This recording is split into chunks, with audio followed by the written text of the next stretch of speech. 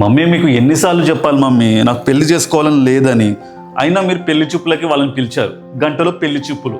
ఆఫీస్కి half day leave పెట్టి వచ్చాను. లక్షణంగా ఉన్నావమ్మా. అమ్మ అంజలి, నీకేమైనా అడగాలనిపిస్తే అడుగు. అంకుల్, అది నేను మ్యారేజ్ తర్వాత కూడా నా జాబ్ కంటిన్యూ చేస్తాను.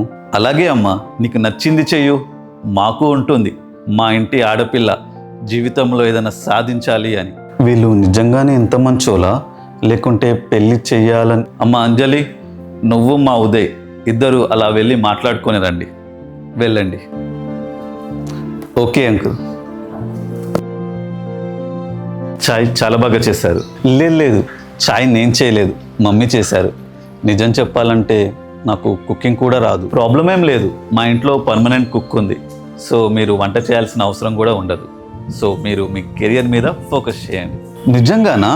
ఎస్, నాకు ఇతను కూడా మంచోడిలానే ఉన్నాడు. అన్నీ ఇంత పర్ఫెక్ట్ ఎలా ఉంటాయి? అవును, మీకు ఏదంటే చాలా ఇష్టం? నాకు ట్రావెలింగ్ అంటే చాలా ఇష్టం. వావ్, నాకు కూడా ట్రావెలింగ్ అంటే ఇష్టం.